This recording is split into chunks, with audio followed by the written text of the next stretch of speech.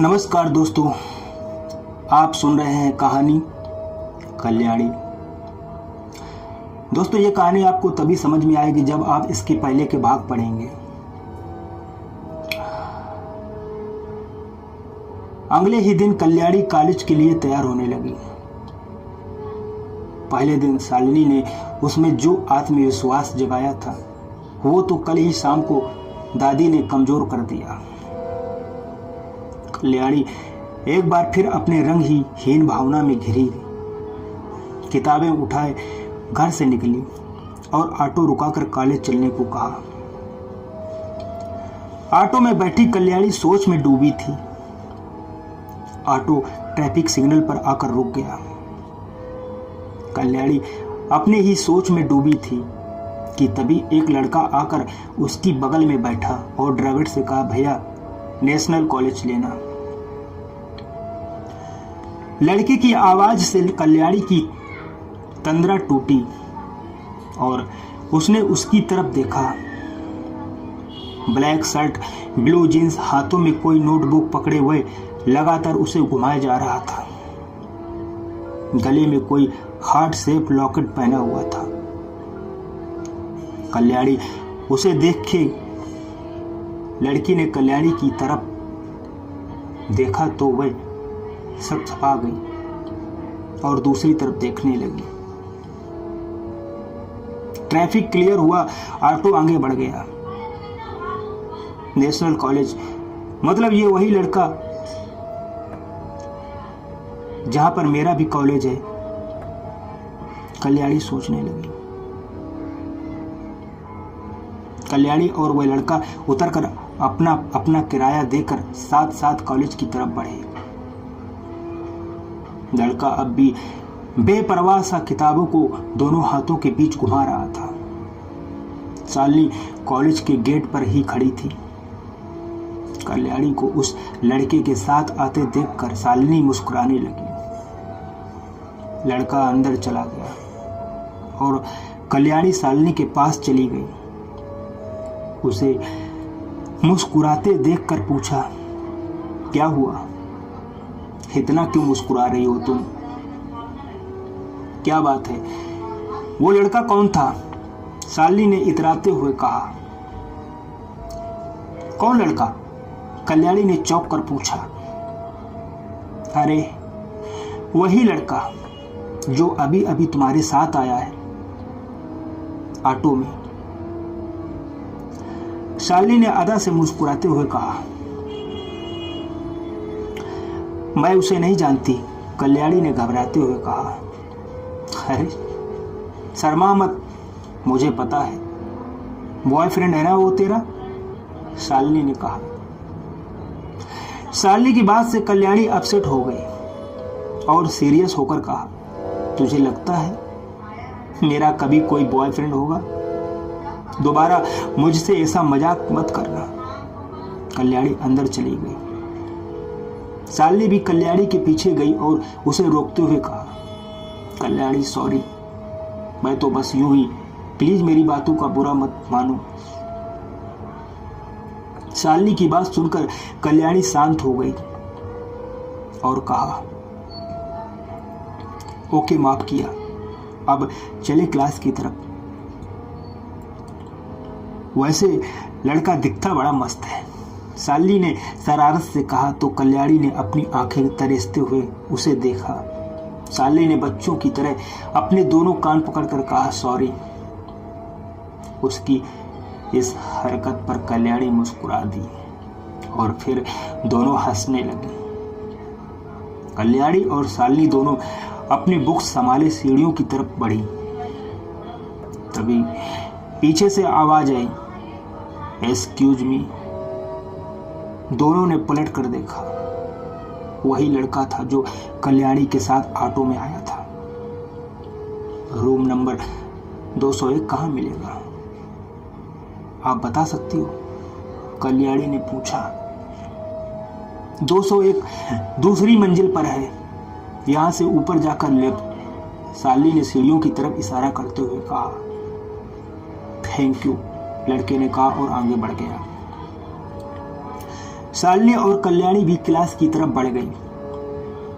Class पहुंचते ही लड़कियों की कल्याणी की तरफ नजर फर्स्ट बेंच पर गई। सिया और उसकी सहेली बैठी थी। कल्याणी ने मन ही मन दुआ की कि आज कोई कांड ना हो। शालिनी की नजर उन तीनों पर पड़ी तो वो उन्हें घूरने लगी। कल्याणी ने शालिनी को संभाला और उसे पीछे बेंच पर लेकर गई। क्लास शुरू होने में अभी कुछ टाइम था। शालिनी बाकी लड़कियों से बातें करने लगी और कल्याणी चुपचाप अपनी किताबों में देखने लगी। अचानक कल्याणी की नजर अपनी दाईं तरफ गई। ऑटो वाला लड़का बैठा था और इस वक्त कल्याणी की तरफ ही देख रहा था। अतुल सर क्लास में आए। उनके हाथों की सारी क्लास का ध्यान उनकी तरफ गया। उनके आते ही सारी क्लास का ध्यान उनकी तरफ गया। क्लास की सारी लड़कियां तो बस उन्हें घूरे ही जा रही थीं, पर कल्याणी की नजरें सामने टेबल पर गड़ी हुई थी। नजरें बचाते हुए उसने एक बार अतुल की तरफ देखा और जैसे ही अतुल की नजरें उससे टकराईं, सहसा ही कल्याणी का दिल धड़का और उसने सेहन से अपने अंदर महसूस की। अतुल ने पढ़ाना शुरू किया। उसका पूरा ध्यान किताब और बोर्ड पर था। लड़कों का ध्यान पढ़ने में था और लड़कियों का अतुल में। उन्हें पढ़ने से ज्यादा अतुल को देखना ज्यादा भा रहा था। अतुल ने कुछ सवाल किए। आज कल्याणी के साथ साथ बाकी सब स्टूडेंट ने भी जवाब दिया। अतुल मुस्कुरा उठा। उसकी मुस्कुराहट सभी लड़कियों के दिल में बस गई। कल्याणी ने भी देखा। इस बार वो अपनी नजरें अतुल के चेहरे से हटा नहीं पाई। अतुल ने अपनी किताबें उठाई और क्लास से बाहर निकल गया। कल्याणी अब भी बोर्ड की तरफ आप लोग देखे जा रही थी। तुम ये हमेशा कहाँ खो जाती हो? शालिनी ने कल्याणी के कंधे पर हाथ रखते हुए कहा। कल्याणी चौंकी जैसे नींद से जागी हो। कल्याणी कुछ नहीं कहा और शालिनी के साथ क्लास से बाहर निकल गई। दोनों अपनी अगली क्लास में गई। घंटे घंटे भर की इकोनॉमिक्स और लिटरेचर की क्लास थी। 3 घंटे की क्लास के बाद 1 घंटे वो क्लास नहीं थी और उसके बाद 2 क्लासें और थी। शालिनी ने कल्याणी से कैंटीन चलने को कहा। रोज रोज कैंटीन का खाना सही नहीं होता शालिनी, मम्मी ने मुझे आज टिफिन दिया है, चल वो खाते हैं। कल्याणी ने उसे टिफिन दिखाते हुए कहा। दोनों सामने बगीचे की तरफ चल दी।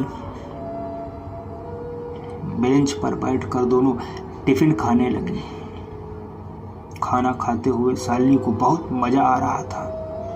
उसने अपनी उंगलियां चाटते हुए कहा, वाह क्या मस्त खाना बनाया है आंटी ने। कल्याणी मुस्कुरा दी। खाना खाकर दोनों पानी की टंकी की तरफ गई। पानी पीकर जैसे ही जाने लगी, निशांत और उसकी मंडली वहां आ गई। उन्हें देखकर कल्याणी साइड में हट गई, लेकिन शालिनी तनकर पानी की बोतल हाथ में लिए खड़ी रही। शालिनी को इसे देखकर निशांत को गुस्सा आ गया और उसने कहा, सीनियर्स के सामने खड़े होने की तमीज नहीं है। शालिनी मुस्कुराई और कहा, सॉरी सीनियर्स। शालिनी के मुंह से सॉरी सुनकर निशांत ने अपनी मंडली की तरफ देखा। उसका सीना गर्व से फूला जा रहा था। उसने अपनी धौंस जमाने के लिए शालिनी से कहा, गुड, ऐसे ही सॉरी बोलना सीख लो, आगे बहुत काम आएगा। शालिनी ने रहस्यमय मुस्कान से कल्याणी की तरफ देखा और फिर हाथ में पकड़ी बोतल का पानी निशांत के मुंह पर फेंक कर मासूमियत से कहा, सॉरी सर। निशांत खुद को संभाल पाता इससे पहले ही शालिनी कल्याणी का हाथ पकड़ वहां से भाग गई। निशांत और उसकी मंडली ने उन दोनों को सब जगह ढूंढा लेकिन नहीं मिली। भागते हुए कल्याणी ने महसूस किया कि कल्याणी सच में ऐसी पहली ही है जिसे समझ पाना मुश्किल ही नहीं बल्कि नामुमकिन है। कब किस पल वह क्या कांड कर दे कोई नहीं जानता। भागते भागते जब दोनों थक गई तो रुक गई। तुम्हें क्या जरूरत थी उनसे पंगा लेने की? वो लोग हमारे सीनियर्स हैं, कल्याणी ने हाँफते हुए कहा। सीनियर्स हैं, हमारे बाप भाई नहीं जो हम उनसे डरे, शालिनी ने बेपरवाही से कहा। हाँ तो तुम किसी से नहीं डरती। 2 दिन हुए कॉलेज आए और दोस्तों से ज्यादा तो तुमने दुश्मन बना लिए, कल्याणी ने फिक्र करते हुए कहा। कल्याणी की बातों में अपने लिए फिक्र देख शालिनी का दिल खुश हो गया। उसने मुस्कुरा कर कहा, मुझे दिखावा करने वाले 1000 दोस्त चाहिए भी नहीं, फिक्र करने वाला एक दोस्त ही काफी है, जैसे कि तुम हो मेरी। तुम्हें मेरी फिक्र है। हाँ शालिनी, मुझे तुम्हारी फिक्र इसलिए हो रही है क्योंकि तुम हमेशा हंसने मुस्कुराने वाली, अपनी जिंदगी खुलकर जीने वाली लड़की हो। कहीं ऐसे लोग तुम्हारी कोई तकलीफ ना पहुंचा दें। कल्याणी ने अपनी चिंता जाहिर की। तुम ना डरती बहुत हो और सोचती तो मेरी मम्मी से भी ज्यादा हो। कॉलेज लाइफ है, इस उम्र में मस्ती नहीं करेंगे तो क्या बुढ़ापे में करेंगे? कॉलेज के बाद ना जाने कौन कहाँ होगा और सब अपनी अपनी लाइफ में बिजी हो जाएंगे। इसलिए मुझे ये 3 साल खुलकर जीने हैं बिना डरे, शालिनी ने पास पड़ी बेंच पर बैठते बैठते कहा। कल्याणी फिर सोचने लगी, सही तो कह रही है शालिनी, कॉलेज के बाद कौन किसे याद रखेगा? ये मजाक मस्तियां, छोटी छोटी लड़ाइयां ही बस याद बनकर हमारे साथ रहेंगी। अपनी जिंदगी बिना किसी शर्त के जीना चाहती है, क्या गलत चाहती है? सबको हक है अपनी अपनी जिंदगी अपने हिसाब से जीने का, खुश रहने का, सपने देखने का। अब फिर से क्या सोचने लगी तुम? कल्याणी को सोचने में डूबा देखकर शालिनी ने कहा। कल्याणी मुस्कुराने लगी और कहा, कुछ भी नहीं, बस ये सोच कर रही हूं कि तुम जैसी पागल लड़की आगे चलकर क्या होगा। कल्याणी की बात से शालिनी हंसने लगी। कल्याणी भी शालिनी के पास बेंच पर बैठ गई। कल्याणी, तुमसे एक बात पूछूं? हाँ पूछो, कल्याणी ने मुस्कुराते हुए कहा। तुम इतना डरती क्यों? पता नहीं क्यों, पर तुम्हें देखकर लगता है जैसे तुम कुछ तो है जो तुमने अपने अंदर दबा रखा है, शालिनी ने कल्याणी की दुखती रग पर हाथ रखते हुए कहा। शालिनी, ऐसा कुछ नहीं है, तुम खामखा परेशान हो रही हो, कल्याणी ने अपने अंदर का हाल छुपाते हुए कहा। तुम बताओ या ना बताओ, मुझे सब पता है। कुछ तो बहुत बड़ा है तुम्हारे अंदर जो तुम्हें खुलकर जीने नहीं दे रहा। पर फिक्र नॉट जाने मन, मैं भी अगर तुम्हें जीना नहीं सिखाना तो मेरा नाम सानी भास्कर नहीं। शालिनी ने मन ही मन सोचकर मुस्कुराने लगी।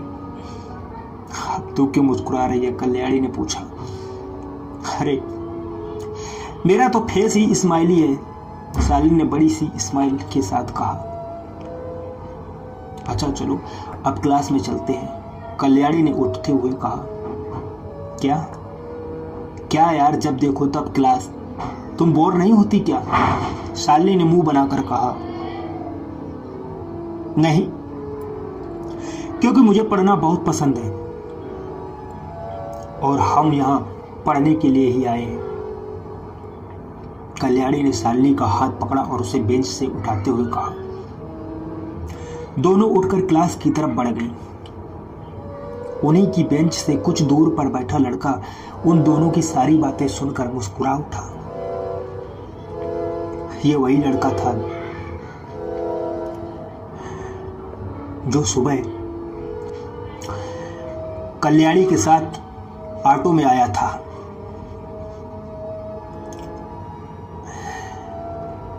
वह भी उठकर उन दोनों के पीछे क्लास की तरफ चल पड़ा। क्लासें खत्म होने के बाद कल्याणी कॉलेज से घर की आ गई। आज दादी के पास ना जाकर वह सीधा अपने कमरे में चली गई। कपड़े चेंज कर हाथ मुंह धोकर मम्मी के पास किचन में आ गई। सीमा ने उसके लिए चाय बनाई। चाय पीकर कल्याणी छत पर चली गई। कल्याणी का भाई रवि छत पर ही खेल रहा था। आज कितने दिनों बाद वह खुले आसमान के नीचे आई थी। शाम होने तक वह नीचे लौट आई। खाना खाकर अपने कमरे में आई और पढ़ाई करने लगी। कुछ देर बाद बारिश होने लगी। बारिश का पानी खिड़की से होते हुए कमरे के फर्श को भिगो रहा था। कल्याणी उठी और खिड़की बंद करने लगी। बारिश की बूंदें आकर उसके चेहरे को भिगा रही। हवा के ठंडे झोंके से उसके अपने बदन में एक सिरहन सी महसूस की। वह वहीं खड़े सोचने लगी। सच ही तो कहती है शालिनी, जिंदगी एक बार मिलती है, फिर क्यों हम उसे डर डर कर जीते हैं। कैसे अपने डर के चलते मैंने अपनी इच्छाएं, अपने सपने, अपनी खुशियां सब अपने अंदर दफन कर ली हैं।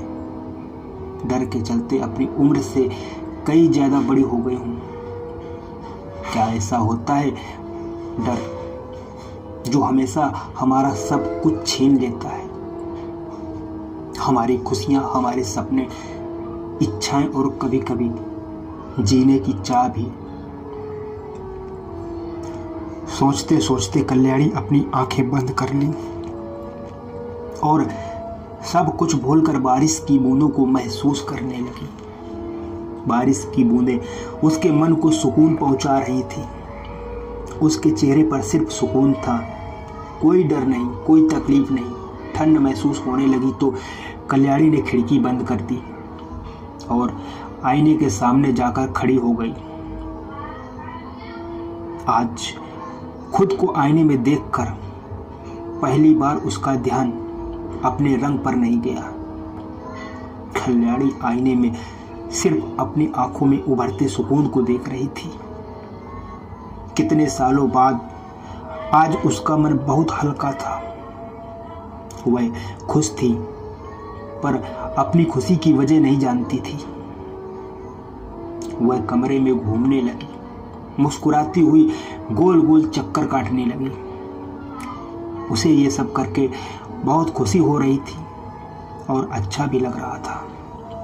वह मुस्कुराती घूमती रही और फिर थक कर बिस्तर पर गिर पड़ी।